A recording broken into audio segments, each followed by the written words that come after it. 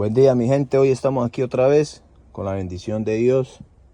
Vinimos a revisar esta Mercedes Sprinter año 2014. Resulta que el carro no va para prender. Lo primero que hicimos fue meternos por debajo, verificar las corrientes de motor de arranque y que cuando se le dé switch llegue la corriente abajo al solenoide, ¿sí? Las corrientes estaban bien, todo estaba trabajando bien. Le pusimos el escáner, un Autel IM608, lo diagnosticamos. Acá en el escáner también nos salió que el motor de arranque está defectuoso.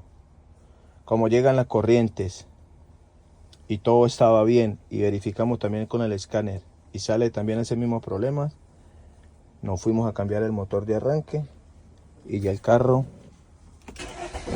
arranca perfecto. Ok, buen día para todos.